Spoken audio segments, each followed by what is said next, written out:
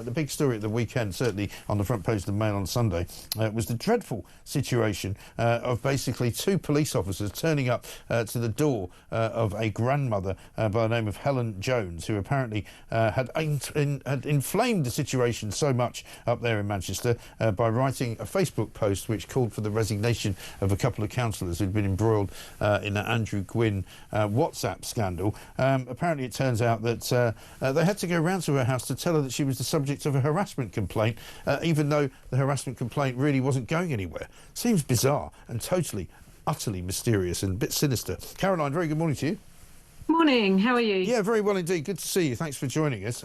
This is an extraordinary story, it seems to me, because some people are trying to justify it on the grounds that, well, you know, the police are duty-bound to tell you if you're the subject of a harassment complaint. Well, except surely in this case, they should have said to the person making the complaint, who it would appear is not unadjacent to the subject of the complaint, the councillor or a friend of his, surely they just say to him, well, sorry, this is not a complaint that we're going to pursue, and that's the end. Yes, quite. I mean, there's been a lot of cases of police overreach. And I think for me, this is one of the most chilling, because all the woman did was to post some political posts on Facebook, something that we all do, asking a Labour councillor to resign and saying something like, oh, he's not fit to look after a cat, something like, you know, something fairly, it was rude, but do you know what I mean? It was just pretty innocuous, yeah. Trenchant criticism, and as a result she gets these two plainclothes coppers turn up at her house and want to talk to her.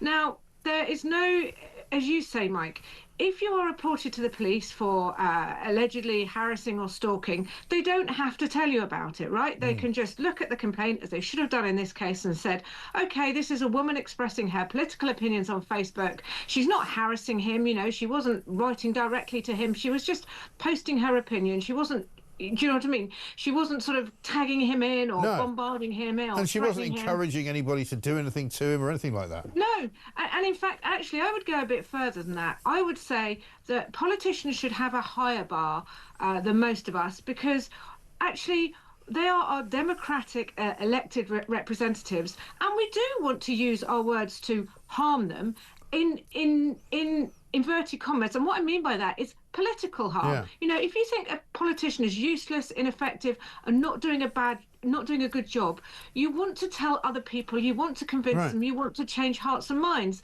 And so this guy is obviously feeling quite threatened by the fact that, you know, he's got a local resident saying things about him that he doesn't like. So he goes to the police. Now, the only reason for the police to go around her house and speak to her is actually to get her to dial it back a bit, to say, well, you've had this complaint, here's some advice, or perhaps you might want to consider not.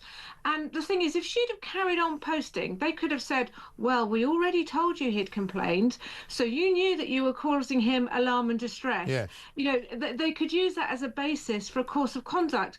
We have to be able to politically or to criticise, verbally criticise our politicians. Absolutely right, because it seems to me that they're trying to draw a sort of, you know, comparison between, you know, politicians who have suffered in some way physically, or have in extreme cases actually been killed by people who didn't agree with them, and trying to make out that, you know, every single criticism could lead to that. It's this kind of ridiculous, you know, cotton wooling, I call it, of society, where you're kind of saying, oh, well, you better not say that because it might lead to this. There's no reason why one thing leads to the other. You know, it's absolutely nonsensical, and they should surely have a rule inside the police. I mean, we keep hearing that not supposed to be recording non-crime hate incidents. They didn't even record this as a non-crime hate incident, so why they're even doing anything about it is beyond me. Well, I think it's clear that what happened. No, it is clear. Sorry, I obviously don't want to be.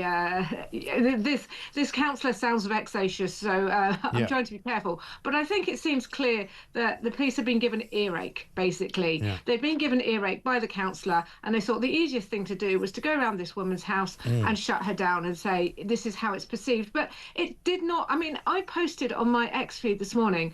Over the years, I have been subject to the most egregious horrendous and disgusting stalking and harassment. People have said horrible things. People have threatened to get my children taken away. People have told lies. They've said, oh, we've put in complaints to social services about Caroline. She should have her children removed. And I've taken those complaints straight to the police and said, I'm really worried about this. Obviously, this is designed to upset me, saying I'm going to try and get your children taken away because I don't agree with you. And the police haven't told the person involved. They've just filed it and said no further action, when you can see that what's being said is, a damn sight worse, excuse my language. So it really is this kind of two-tier policing. But we have to, I think this is something everybody needs to push back on. We need to be able to criticise politicians. And when we look at the terrible cases of, say, Joe Cox and David Amess, well, David Amess was killed by a terrorist. Joe Cox, again, there's no evidence that her murderer was incited by, somebody's political opinions. It was on an extreme. Facebook. It was an extreme case of somebody who was unhinged. You thought by killing somebody who was in politics, it would somehow make the world a better place. There is nothing at all to tie that with any sort of rhetoric or any sort of conversation around whether somebody's doing a good job or not. Yeah, I mean, I often, I say rude things about Keir Starmer, I say rude things about Rachel Reeves, and I say particularly rude things about Bridget Phillipson, who I think is a dreadful Secretary of State for Education. This isn't harassment. She's an elected politician making decisions that are affecting children's lives and families' lives. And whatever you think of her policies, we ought to be able to say, actually, I think, you're doing a bad job. I don't think you understand. I think you're ignoring me. I think you should resign.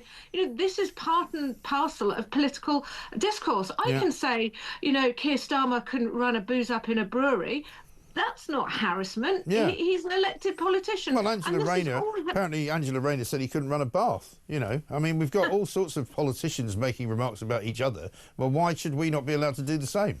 And a final thing is, as well, we see politicians laughing about the fact that Nigel Farage, whatever you think of Nigel Farage, but no politician should have a milkshake poured over them. No. So we have people laughing over the fact that Farage was assaulted by a woman with a milkshake, and I've seen lots of prominent commentators saying, oh yeah, in the UK, this is how we deal with politicians, we milkshake them, which again is very dangerous, because you don't know what's in that milkshake when it gets thrown over you. So it seems to be fine to sort of encourage people to egg politicians and milkshake them, particularly if they're of the right, like Farage is. Well, actually, only if they're of the right, to be honest.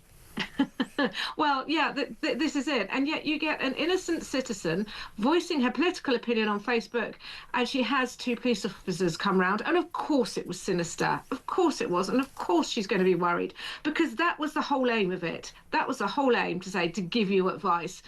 Actually, the advice that they should have been given was to the councillor who'd complained, to say, look, grow a thicker skin, mate. Yeah.